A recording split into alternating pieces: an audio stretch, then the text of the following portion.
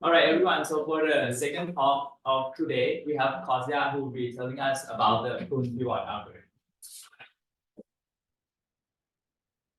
Okay, good morning, everyone. So I will tell you about the new pivot algorithm for correlation clustering. We have already seen a couple of talks on that topic, but this algorithm, which is called Pruned pivot, is suitable for various computational models such as parallel algorithms like MPC, dynamic graph algorithms, streaming algorithms, and local algorithms (LT).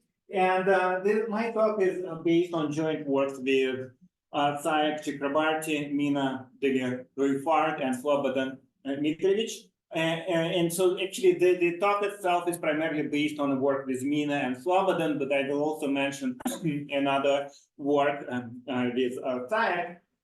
And even though we have seen two results today on correlation clustering, let me remind you the definition of the problem. So in this problem, we have a number of items, and items represented by vertices in a graph.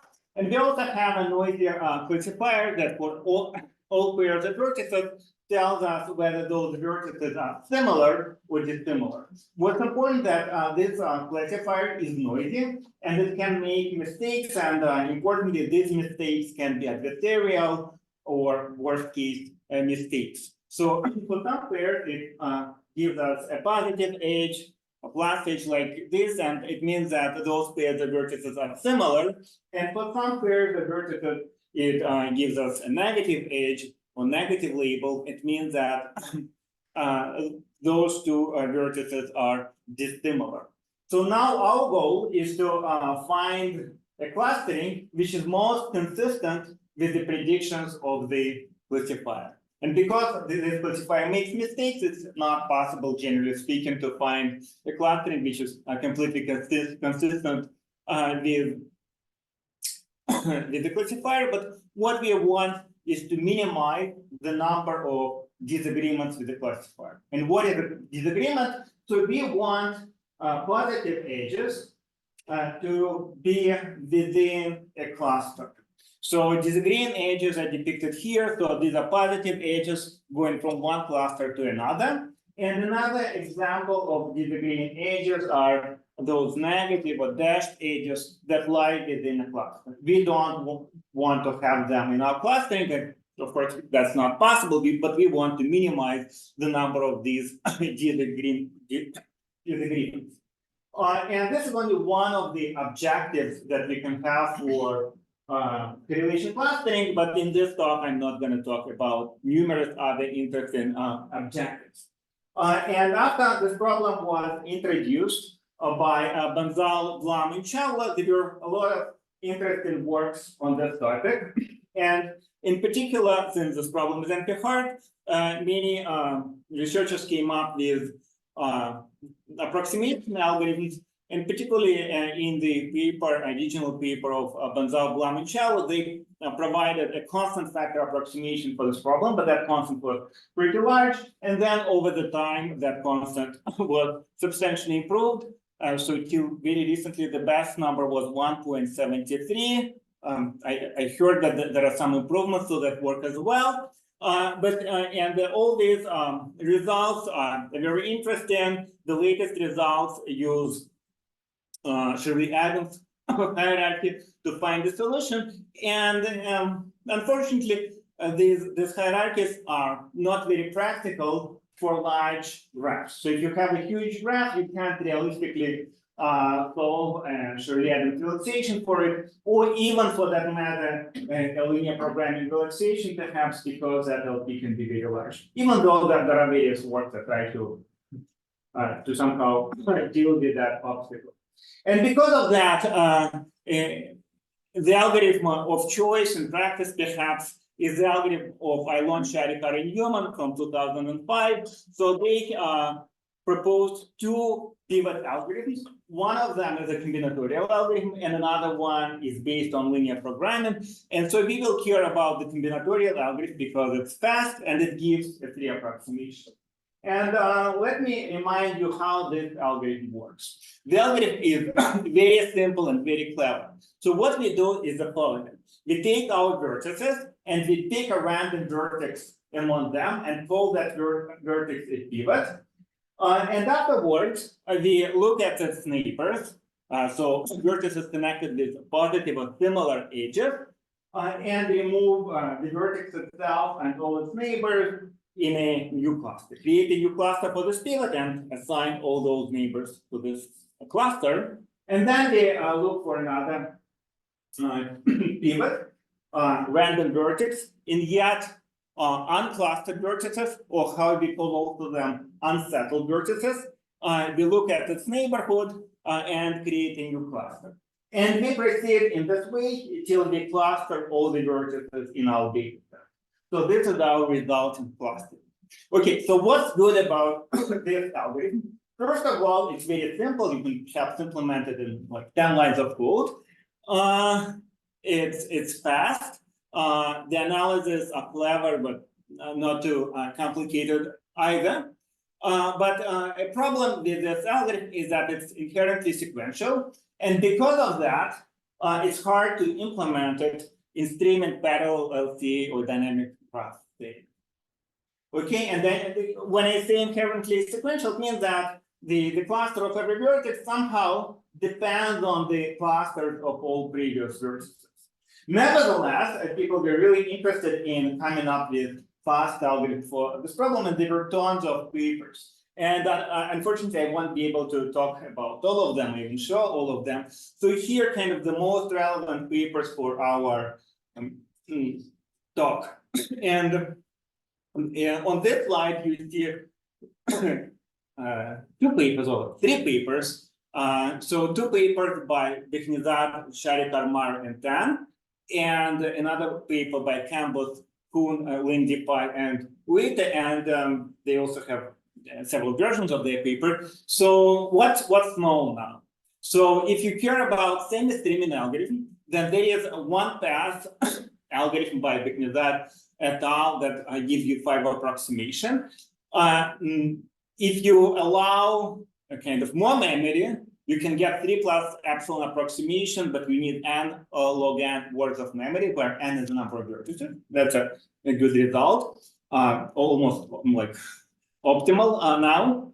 And so then there are different algorithms for parallel algorithms. So Bekhnizad et al. Showed how to, in 1 over epsilon number of rounds, with n to the delta memory, find 3 plus epsilon approximation, and their delta can be arbitrary small number. So this is sublinear memory regime. Campos et al. Showed how to do the same thing in order of 1 round, but using a much more memory.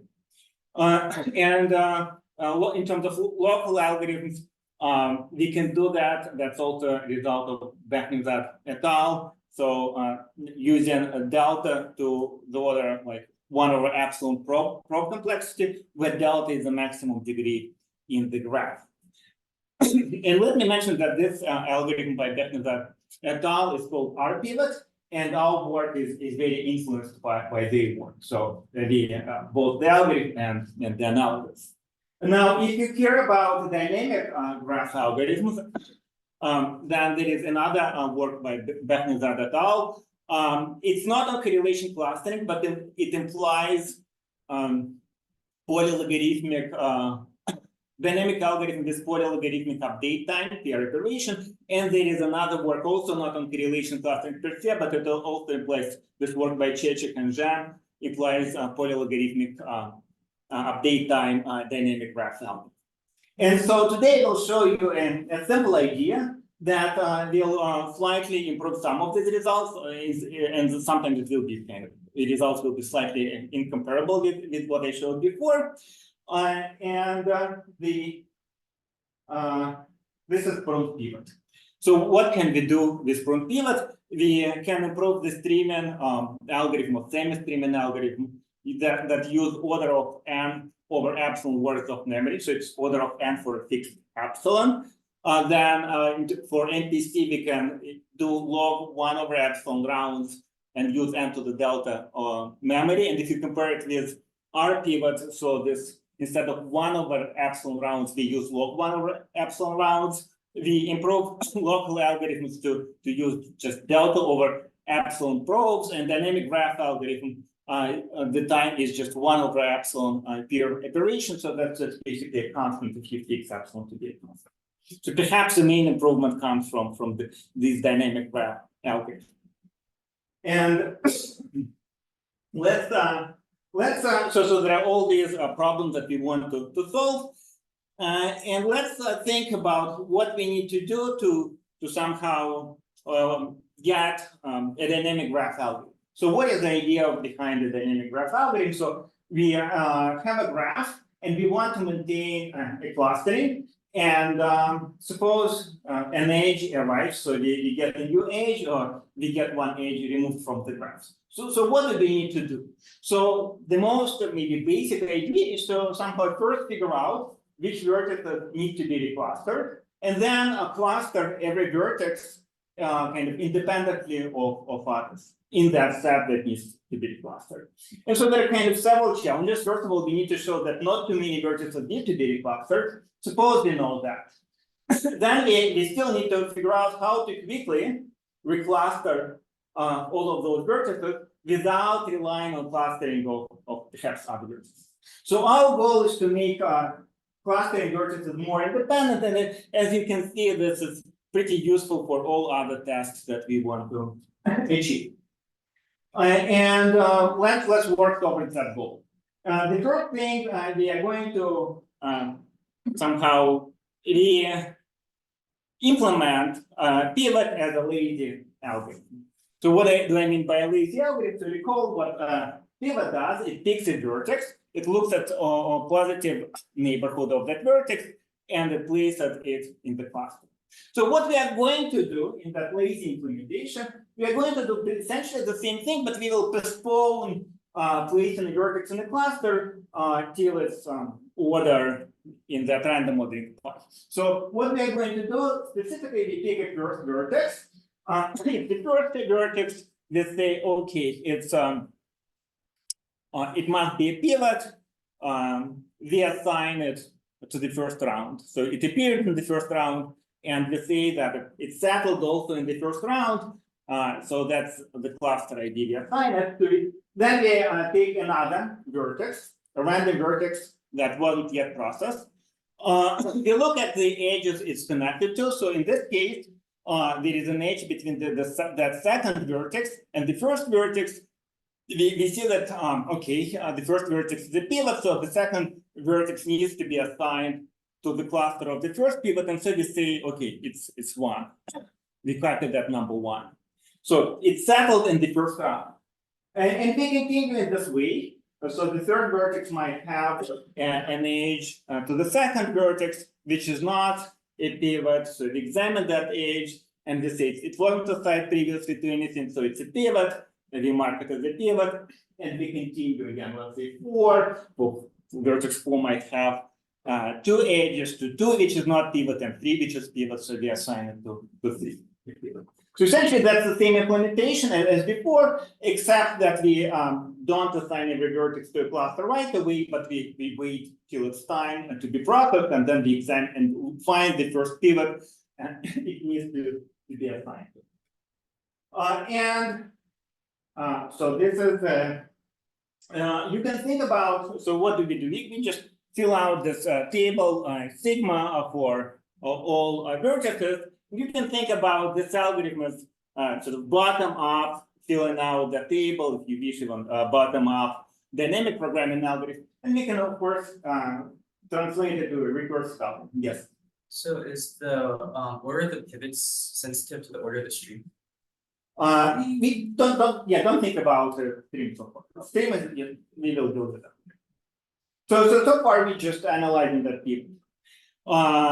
And so we are taking that permutation pi in advance, and now we have a recursive algorithm. So given a vertex Q, what we are going to do, we take up all its children, we sort them according to pi, we look at them one by one. So for every vertex, we recursively call this recursive pivot. function. We check whether that V is a pivot. If it's a pivot, we assign a U to V.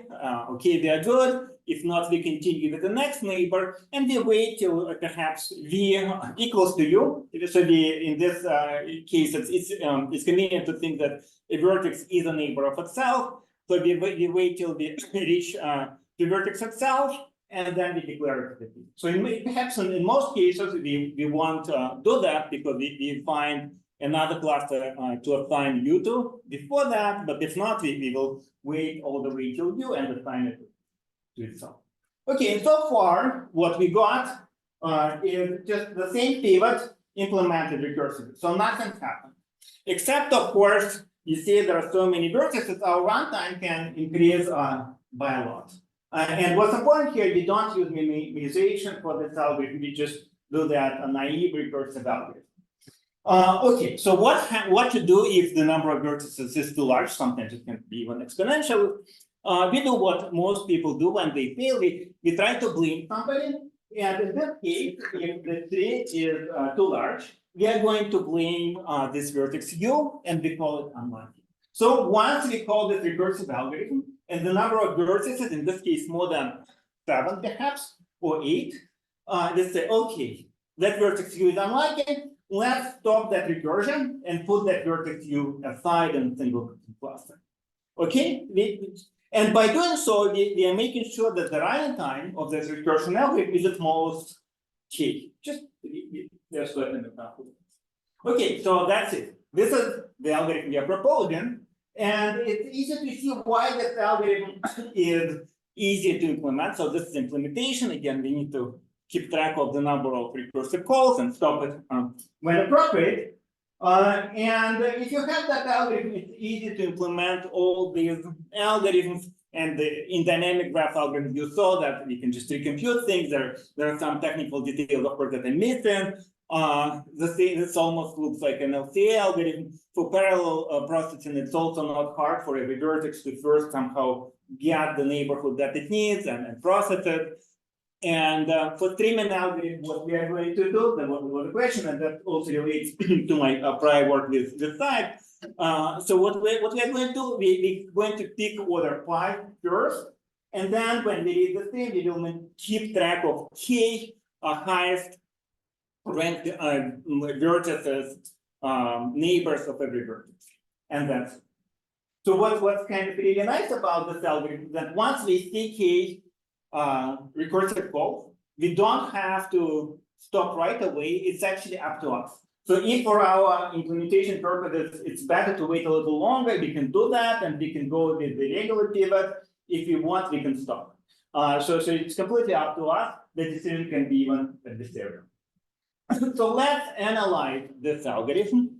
And the key observation similar to the work in Bechnazat et al. In the R-pivot algorithm is that what we get is a cluster defined. So how you can think about it? So let's actually, for the sake of analysis, run the algorithm. So not stop that recursion, mark the vertex as unlikely, but continue. And find the pivot clustering. But then we will examine all vertices. If they are unlikely, we will remove them from the clustering and put them aside. So that's exactly the same results, but obtained much slower. And by doing so, you can see that it's not possible that we sort of put together two vertices that were in distinct clusters before. So it's not possible that we violate any kind of negative edge. So that we put those vertices together. What's possible that we separate two vertices that were in the same cluster, and now they're going to be in distinct clusters. So that's a problem. And we need to analyze only such unlikely edges. So let's say that an edge is unlucky if it in the pivot that edge was within one cluster, and somehow now we split those endpoints. So it's not sufficient for a vertex. So say an edge is not unlucky if only one of its vertices unlucky. What we require that the edge previously was satisfied by our cluster. So what we want to show that the fraction of such edges is 1 over epsilon. And how to charge vertices. So suppose that UW is an unlucky vertex. It means that U is unlucky edge and U is unlucky vertex. So what it means is that tree is large, right? The recursive tree. And what we are going to do now is we are going to prove first that there are k over 2 edges in this tree that was cut by pivot, by the original pivot, not our pivot. So in this case, there are k over 2 vertices that cut by pivot, and we are going to charge UW to these edges.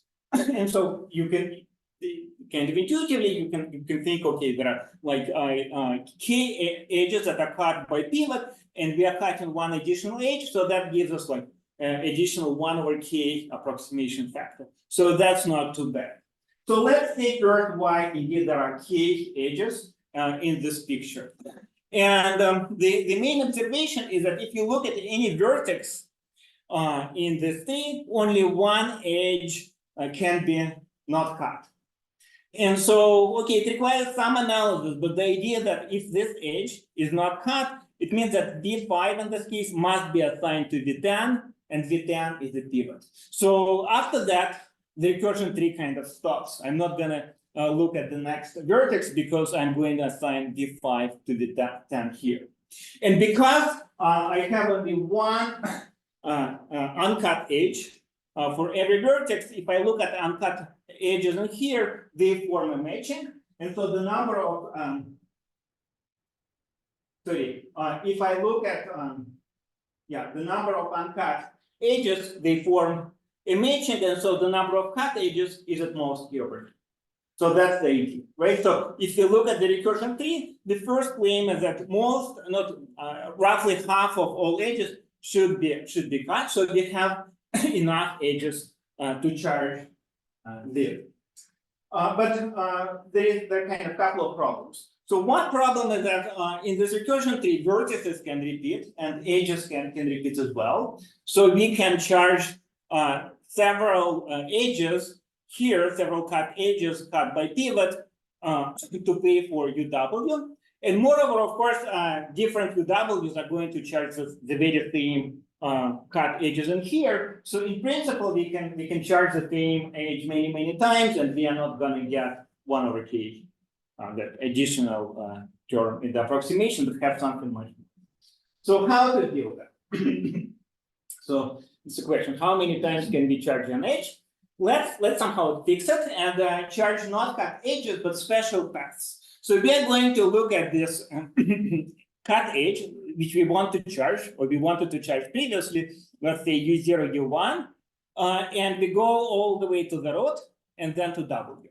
And so we can call this path expensive, and we are going to charge them. So every expensive edge starts with an edge, every expensive path starts with a cut edge, cut by pivot, and adds with this unlucky edge. So these are expensive paths. And so now the same question: how many times can we charge an expensive path? Okay, in this case, the answer is easy, only once, because only the last edge on the path can charge that path. So that's not a problem, but we don't know how many expensive paths are there. And that's the main question. So how many expensive paths start with the edge U0, U1, which is which was cut by pivot. So that's kind of the main part of our analysis, and I don't have too much time, but I probably have five minutes. So let me tell you what we roughly do. So let me remind you first the definition of these expensive paths that we charge. So this is a path like this, U0, U1, etc., that end with a W. So what we require is that the first edge on the path is cut by pivot, and the last edge on the path is not cut on the pivot. Then if you look at these red vertices, so these are all but the very last vertex, this should be, as we call it, a query path. So what is a query path? Query path, that's U0 up to UL, is a path where each next vertex queries the previous one, okay, in the pivot algorithm. then the entire thing should be an extended creative path, which means that this W is just an additional vertex, and we have this kind of additional requirement that it's settled after or at the same time when this vertex UL minus 1 is processed. Okay, so this is the creative path. And finally, this is an expansive creative path if this is a cut edge and that's not a cut edge. And what we do now, we look how those creative paths grow. So they start with one edge, so like this, V0 to V1, which is cut by the people. So you look at the time when this edge is cut, and from here we start looking how this path increases. So we add extra vertices that create U1. So most vertices we add, perhaps they somewhere far away in the graph, they're not relevant, but sometimes we will get a vertex and it will create U1 and we will get an extra created path. And so every time there is a probability that we get extra paths, we have several extra paths, created paths, and also there is a probability that this process kind of dies out and we won't get any creative path and expensive path. So this is exactly what we do and get the proof.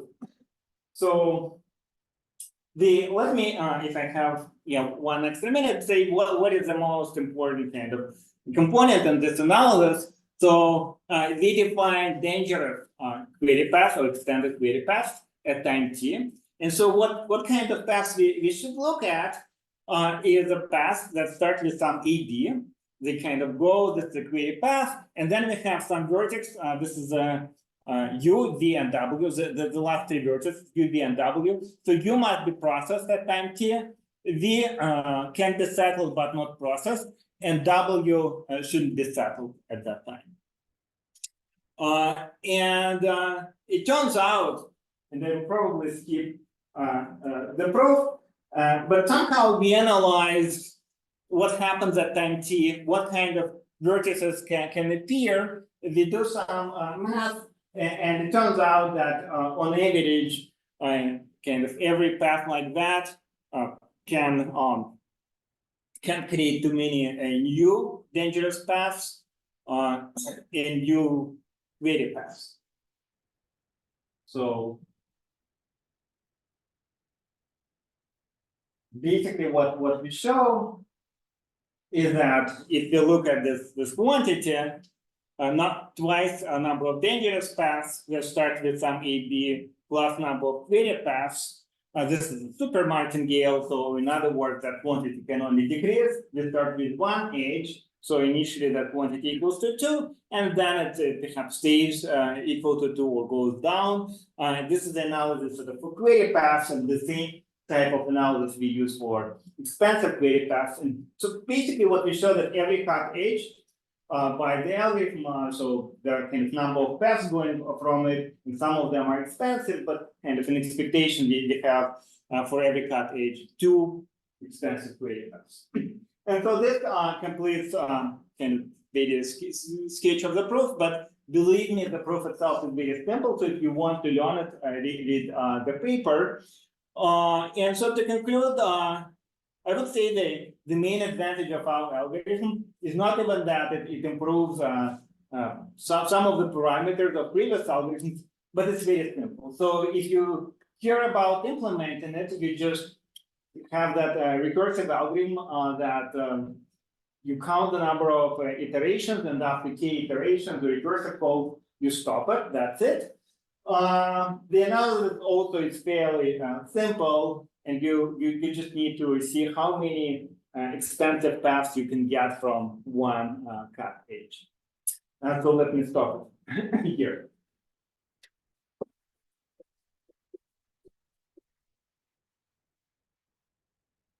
Thanks. Can you say a few words about the case when the graph is not complete? Like what's known?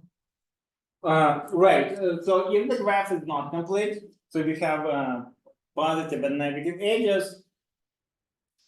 Yeah, I haven't seen that much work on like fast algorithm, at least I'm not that familiar. I mean, the best approximation is log n.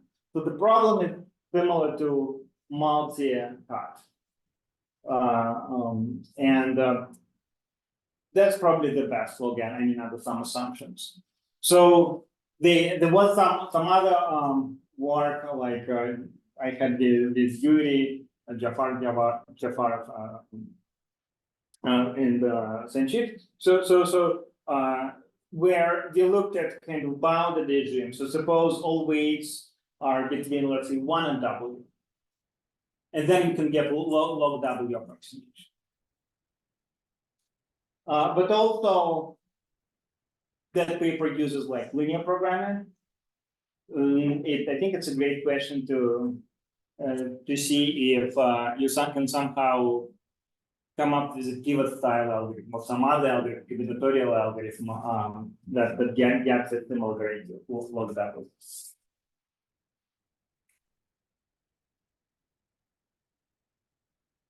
Any additional questions? Okay, if not, let's thank Mr.